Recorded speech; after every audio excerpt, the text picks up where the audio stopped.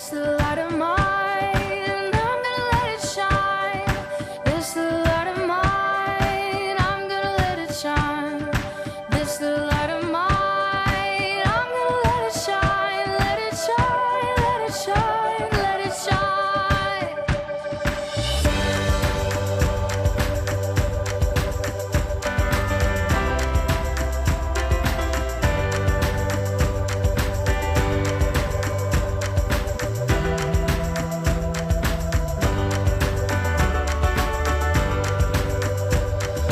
This little light of mine, I'm gonna let it shine. This little light of mine, I'm gonna let it shine. This little light of mine, I'm gonna let it shine. Let it shine, let it shine, let Ku daki gunung yang tinggi. Ku turun lembah yang dalam. Ku melintasi padang rumput hijau membentang. Yesus besertaku. Ku terbang keluar angkasa. Ku salam.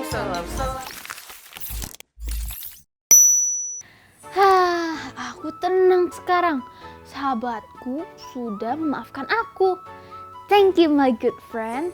Wah, baik sekali temennya Kak Keisha. Emangnya apa yang terjadi? Duh, aku jadi malu ngejelasinnya nih. Jadi gini, aku tuh nyerahin tugas matematika punya aku.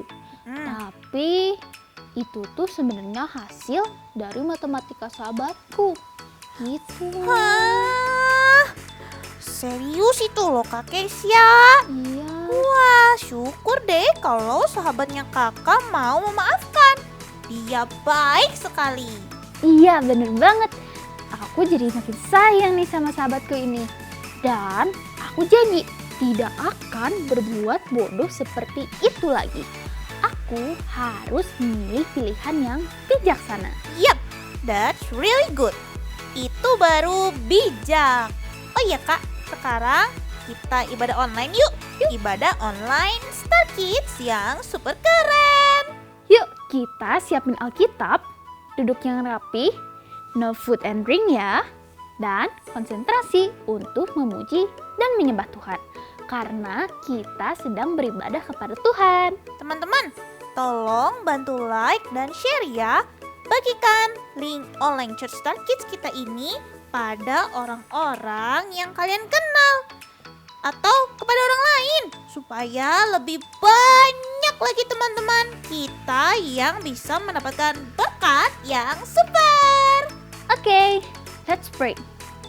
Tuhan yang Maha Baik, kami bersyukur karena sampai hari ini kami masih bisa beribadah kepadamu. Mari hadir bersama kami dan terimalah ibadah kami kepadamu. Dalam nama Tuhan Yesus kami berdoa dan mengucap syukur. Amin. Kareno, Kareno denger suara nggak? Suara? Iya, suara. Suara apa? Dia panggil nama aku. Dia panggil nama Kareno juga. Oh iya, Dia panggil nama kita semua. jangan-jangan Suara Tuhan. Dengar dia panggil nama saya. Dengar dia panggil namamu. Dengar dia panggil nama saya. Juga dia panggil namamu. Ku jawab ya, ya, ya. Ku jawab ya, ya, ya. Ku jawab ya Tuhan. Ku jawab ya Tuhan. Ku jawab ya, ya, ya. Oh giranglah haleluya. Oh giranglah puji Tuhan. Yesus amat cinta pada saya. Oh giranglah.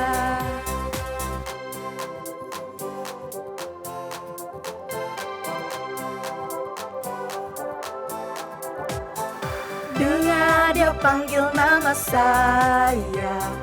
Dengar dia panggil namamu. Dengar dia panggil nama saya.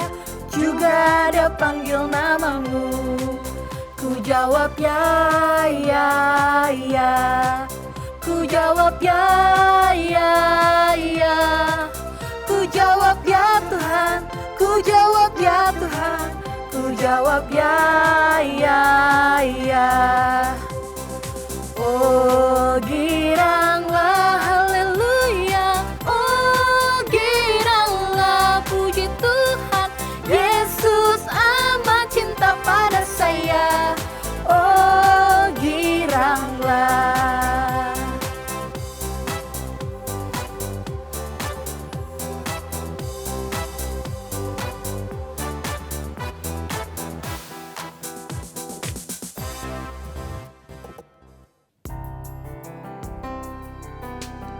Guys, mari kita menyembah Tuhan. Kita sama-sama nyanyikan lagu ini. How I love you, Lord. I love you, Lord. With all of my heart. I love you, Lord. How I love you, Lord. I love you, Lord. Forever I love you, Lord. How I love you, Lord. I love you, Lord. With all of my heart. I love you, Lord. How I love you, Lord. I love you, Lord. Forever I love you, Lord. Jesus, Jesus, you are the one I love. Jesus, Jesus, forever I love you, Lord.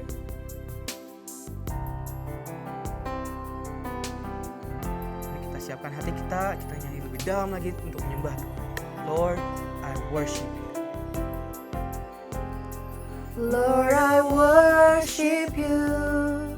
I worship you with all of my heart. I worship you. Lord, I worship you.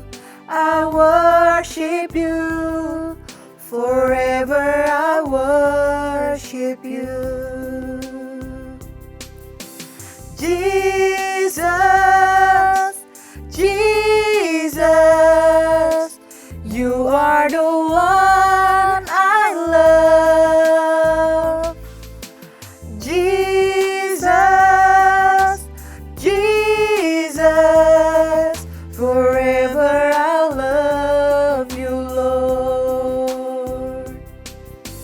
Ya Allah baik, ya Allah baik, ya Allah baik, Dia baik bagiku.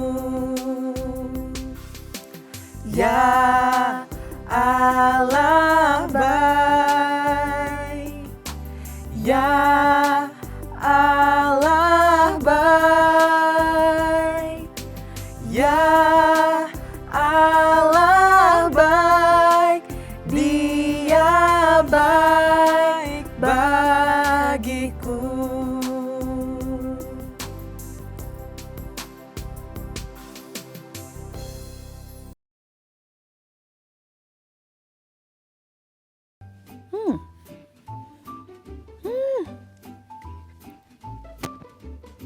Hai Kak Reti. Lah, Kak Reno mengagetkan lagi. Wah, kayaknya seru banget ya. Iya, ini. Buku apa sih? Ini. Aduh. Oke deh, lebih baik saya ceritakan saja ya pada Kak Reno ya. Gini loh Kak Reno. Suatu kali ada seekor kalajengking. Tahu kalajengking Kak Reno? Ya, I know. Nah, kalajengking ini ingin menyeberang sungai. Ia lalu menemui seekor kodok yang sedang asik berada di pinggir sungai. "Hai kodok, tolong bantu saya untuk menyeberang," kata kalajengking. Tapi kamu bisa saja menyengatku, kata kodok. Dan tentu si kodok merasa enggan, tidak mau atau ragu untuk membantu si kalajengking. Namun si kalajengking terus memaksa sehingga luluhlah hati sang kodok. Dan ia katakan, jika aku menyengatmu, kata kalajengking, tentulah kita berdua akan mati. Sang kodok itu pun akhirnya membawa kalajengking menyeberang. Pada saat keduanya berada di tengah-tengah sungai, kalajengking menyengat si kodok di sela-sela nafas terakhirnya setelah disengat oleh si kalajengking itu. Sang kodok bertanya kepada kalajengking, Kenapa kamu menyengatku? Padahal kita berdua kan akan tenggelam. Si kalajengking menjawab dengan ringan. Dengan gampangnya dia menjawab, karena aku kan seekor kalajengking. Pastilah menyengat. Dasar kalajengking. Pengkhianat. Sang kodok udah menolong kamu. Kamu malah menyengatnya. Dasar tidak tahu berbalas budi. Iya. Dan kalajengking itu malah bilang kalau dirinya adalah seekor kalajengking. Pastilah menyengat. Menyengatkan racunnya. Tidak tahu diri ya adik-adik. Tapi ya Kak Reno, ini pun juga dilakukan oleh manusia. Sedihnya lagi, aku baca di Alkitab. Dikisahkan bagaimana seorang anak justru mengkhianati ayahnya. Wait, really? Dilakukan seorang anak pada ayahnya? Waduh, kok seperti itu sih? Siapa dia? Kita lihat kisahnya ya. Kisahnya ada di dalam 2 Samuel 15 dan 2 Samuel 18.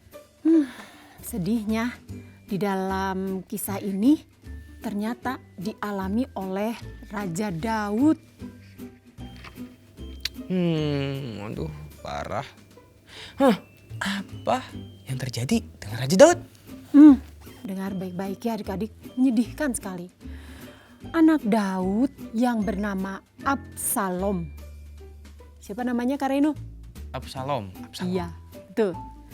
Nah, dia itu melakukan sesuatu yang jahat. Apa yang dilakukan oleh Absalom pada Raja Daud ayahnya? Absalom itu melakukan apa yang diinginkannya saja. Ia ingin menjadi orang yang berkuasa. Ia ingin menjadi raja. Dan ia ingin menggantikan ayahnya Daud yang saat itu masih menjadi raja di Israel. Loh, kok seperti itu sih Absalom? Kamu kok haus akan kekuasaan ya? Sampai berani melawan ayahnya sendiri. Wah, jangan gitu dong Absalom, gak baik. Lalu mulailah Absalom melakukan rencana-rencananya yang jahat pada Raja Daud. Absalom menyediakan baginya sebuah kereta serta kuda yang gagah. Diiringi 50 orang yang berlari di depannya. Maka setiap pagi nih berdirilah Absalom di tepi jalan yang menuju pintu gerbang istana. Tentu istana itu adalah istana kerajaan Daud. Nah, bila setiap orang yang mempunyai perkara atau masalah dan mereka ingin masuk menghadap Raja Daud supaya perkaranya atau masalahnya ini diselesaikannya, orang itu dipanggil oleh Absalom. Jadi diberhentikan terlebih dahulu sebelum masuk ke istana dan ditanya, "Dari kota manakah engkau?" Maka berkatalah Absalom kepada orang itu, "Lihat, perkaramu itu baik dan benar, tetapi dari pihak raja tidak ada seorang pun yang mau mendengarkan engkau." Aduh, dasar Absalom. Itu tindakan pengkhianatan atau kamu berbohong namanya. Tentu Raja Daud akan menolong rakyatnya yang mempunyai masalah. Ayahmu kan seorang raja Israel yang bijaksana. Benar. Lagi kata Absalom, sekiranya aku diangkat menjadi hakim di negeri ini, maka setiap orang yang mempunyai perkara atau masalah atau pertikaian, maka bolehlah orang itu datang kepadaku. Dan aku akan menyelesaikan perkaranya dengan adil. Apabila seseorang datang mendekat untuk sujud menyembah kepadanya, maka diulurkannya tangannya, dipegangnya, dan orang itu akan dipeluknya. Gitu.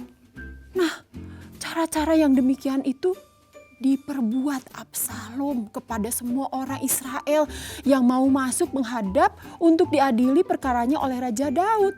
Dan demikianlah Absalom mencuri hati orang-orang Israel itu. Absalom mencuri hati orang-orang Israel. Aduh, kamu Absalom putra raja loh. Kamu lupa diri dan kamu menjadi seorang yang berkhianat pada ayahmu. Come on Absalom, sadarlah dengan apa yang kamu lakukan dong. Sesudah itu, sesudah lewat 4 tahun, bertanyalah Absalom kepada raja. Jadi Absalom menghadap Raja Daud ayahnya. Dia katakan, izinkanlah aku pergi supaya di kota Hebron aku akan memenuhi janjiku yang telah aku ikrarkan, yang telah aku katakan kepada Tuhan. Sebab hambamu ini telah beribadah kepada Tuhan. Nah, mendengar itu tentu Daud mengizinkannya. Lalu berkatalah Raja Daud, pergilah anakku dengan selamat. Maka berkemaslah Absalom dan ia pergi ke Hebron. Baguslah kok kayak gitu Absalom, beribadah kepada Tuhan. Tapi rupanya bukan itu yang Absalom lakukan. Ia telah mengirim utusan-utusan rahasia kepada segenap suku Israel dengan pesan, dengar, segera sesudah kamu mendengar bunyi sangkakala, yaitu trompet yang terbuat dari tulang binatang itu adik-adik. Kemudian berserulah Absalom sudah menjadi raja di Hebron. Absalom sudah menjadi raja di Hebron. Kalian harus mengatakan hal itu. Wah, Absalom, kamu benar-benar melakukan pengkhianatan pada ayahmu sendiri. Seorang yang mengasihimu, membesarkanmu, menolongmu, hingga kamu bisa menjadi dewasa. Aduh. Ya, dengan sengaja Absalom membuat persepakatan, persetujuan gelap. Dan itu benar-benar kuat sekali. Dan makin banyaklah rakyat yang memihak sekarang kepada Absalom. Tidak lagi mempercayai Raja Daud. Jadi Absalom telah berhasil menebar kabar palsu. Kebohongan supaya mereka menjadi percaya pada Absalom daripada ayahnya Raja Daud. Waduh. Lalu datanglah seseorang mengabarkan kepada Daud. Raja Daud, hati orang Israel telah condong, telah berpihak kepada anakmu Absalom. Kemudian berbicaralah Daud kepada semua pegawainya yang ada bersama-sama dia di Yerusalem saat itu. Daud katakan, kalau begitu bersiaplah, marilah kita melarikan diri. Sebab jangan-jangan kita tidak akan luput daripada Absalom. Pergilah dengan segera supaya ia jangan dengan cepat menyusul kita. Dan akhirnya mendatangkan celaka atas kita dan memukul kita dengan mata pedangnya. Ayo semua segera bersiap. Kasihan sekali ya Raja Daud sampai harus mengungsi dan melarikan diri hanya karena ulah dari anaknya Absalom yang sejak kecil dibesarkannya hingga dewasa. Kemudian karena Raja Daud harus melindungi diri dan tentu melindungi kerajaannya, maka Raja Daud pun mempersiapkan para prajuritnya yang setia kepadanya. Dan Raja Daud bahkan berpesan begini karena dia tetap mengasihi Absalom. Apapun yang dilakukan oleh Absalom kepadanya, Raja Daud sebagai ayahnya tetap ingin melindungi anaknya. Jadi dia katakan kepada prajurit-prajuritnya begini, perlakukanlah Absalom, anak muda itu, dengan lunak, dengan baik-baik. Tolong lakukan itu karena aku. Dan saat Daud mengatakan hal itu, seluruh tentara mendengarnya. Ketika raja memberi perintah itu kepada seluruh pasukan, seluruh rakyat tentang Absalom yang harus diperlakukan dengan baik. Hati seorang ayah yang mengasihi anaknya, ya tetap saja Raja Daud melindungi Absalom anaknya itu. Sekalipun ia tahu anaknya telah berbuat jahat kepadanya, tetapi kasih seorang ayah tetaplah mengasihi anaknya. Lalu para prajuritnya itu maju ke padang menyerang orang Israel.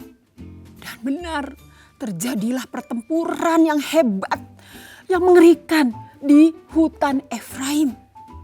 Kemudian pertempuran itu semakin meluas dari sana, bahkan meliputi seluruh daerah itu. Dan hutan itu benar-benar memakan lebih banyak orang yang akhirnya berguguran pada hari itu. Hanya karena perbuatan jahat seorang anak pada ayahnya, korban yang berguguran sangatlah banyak. Ini sangatlah menyedihkan. Tidak seharusnya ini terjadi bila Absalom membuat pilihan yang bijaksana, yaitu mengasihi ayahnya. Benar sekali. Tapi saat dalam pertempuran di hutan itu, kebetulan Absalom bertemu dengan orang-orang Daud. Adapun Absalom menunggang bagal. Bagal itu adalah binatang yang digabungkan antara binatang kuda dan keledai. Jadi tetap dia itu bisa berlari kencang sekali. Karena ia adalah seperti kuda. Nah, ketika Absalom menunggangi bagal itu, ketika bagal itu lewat di bawah jalinan atau ranting-ranting, lalu dahan-dahan pohon, sebuah pohon terbantin namanya ya. Ada pohon terbantin yang sangat besar dan ranting-rantingnya itu besar juga. Saat Absalom melewatinya dengan bagal itu, tersangkutlah kepalanya pada pohon terbantin itu. Sehingga rambutnya yang panjang tergantung. Dan dikatakan di Alkitab, Absalom tergantung antara langit dan bumi. Dan bagal itu, kuda keledai itu yang dikendarai oleh Absalom melarikan diri. Terus saja dia berlari. Sementara Absalom tergantung dan ditinggalkan Absalomnya. Absalom. Jadi kamu tergantung di atas pepohonan karena rambutmu yang terkait pada ranting pepohonan itu. Pasti sangat sakit itu. Lebih dari itu, seseorang melihatnya. Prajurit Daud melihatnya. Lalu memberitahu pada pemimpin prajurit yang bernama Yoab. Pemimpin prajurit itu katakan, "Aku melihat Absalom tergantung pada pohon terbantin." Lalu diambilnyalah 3 lembing dalam tangannya dan diarahkan ke dada Absalom. Dan akhirnya habislah nyawa Absalom. Loh, para prajurit itu melupakan pesan dari Raja Daud untuk memperlakukan Absalom dengan lunak. Oh no, Absalom tragis sekali. Akhir hidupmu sangatlah mengenaskan. Lalu diberitahukanlah kepada Raja Daud tentang kematian anaknya Absalom. Maka terkejutlah raja dan dengan sedih hati Raja Daud mendengar bahwa anaknya meninggal. Absalom telah mati. Lalu ia naik ke anjungan pintu gerbang di istananya. Lalu ia menangis. Dan beginilah perkataan Daud. Sambil dia berjalan, sambil dia menangis, dia katakan, "Anakku Absalom, anakku Absalom, anakku Absalom. Kalau aku mati menggantikan engkau. Anakku Absalom, anakku Absalom." Aku turut sedih mendengar kematian anakmu, Daud. Betapa baiknya engkau tetap mengasihi anakmu tanpa mengingat perbuatan jahat yang dilakukannya. Engkau sungguh seorang raja dan seorang ayah yang mengasihi anaknya. Keren banget. Benar sekali. Seperti Raja Daud yang mengasihi anaknya Absalom yang telah berbuat jahat kepadanya. Demikianlah yang telah dilakukan Allah kita. Allah mengasihi setiap kita dengan kasih-Nya yang sempurna. Seperti kisah seorang bapa pada anaknya, tidak diingatnya dosa pelanggaran kita. Tetapi Allah Bapa mengasihi kita sampai Ia merelakan anaknya yaitu Kristus Yesus sendiri di atas kayu salib. Untuk menghapuskan semua dosa kita, semua pelanggaran kita. Karena Allah Bapa mengasihi kita semua. Ya, benar sekali. Allah sungguh mengasihi kita dengan kasih-Nya yang sempurna.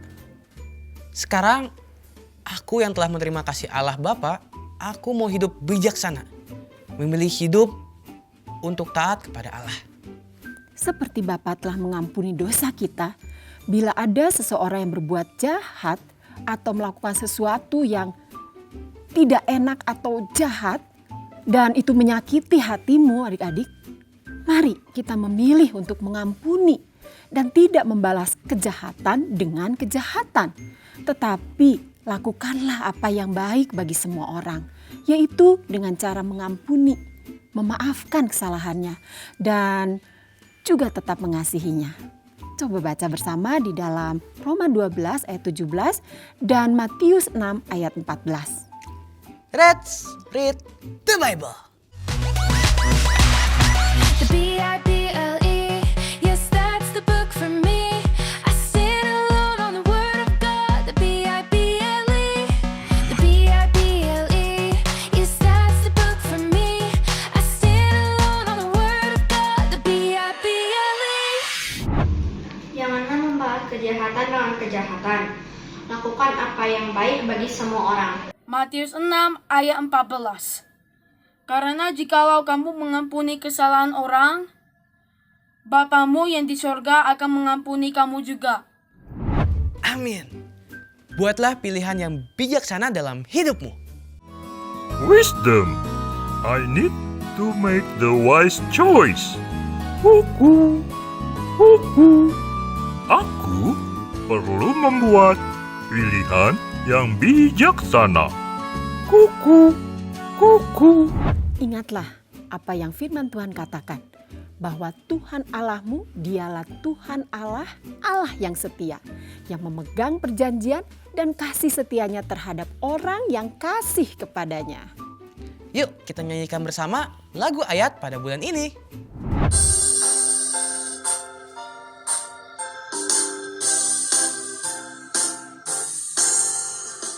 Sebab itu haruslah kau ketahui bahwa Tuhan Allahmu dialah Allah, Allah yang setia, yang memegang perjanjian dan kasih setianya terhadap orang yang kasih kepadanya.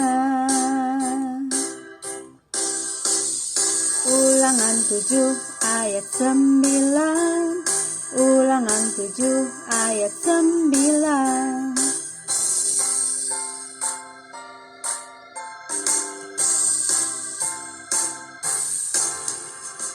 Sebab itu haruslah kau ketahui bahwa Tuhan Allahmu dialah Allah, Allah yang setia, yang memegang perjanjian dan kasih setianya terhadap orang yang kasih kepadanya.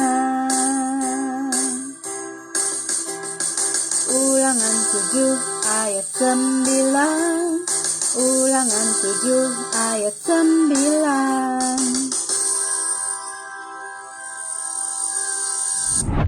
Let's pray. Tuhan yang kami sembah, Tuhan yang kami muliakan, terima kasih untuk kasih-Mu yang sempurna atas kami. Kami seorang yang berdosa, Engkau ampuni, Engkau hapuskan dosa kami. Terima kasih Tuhan, kami menerima kasih-Mu yang sempurna ini.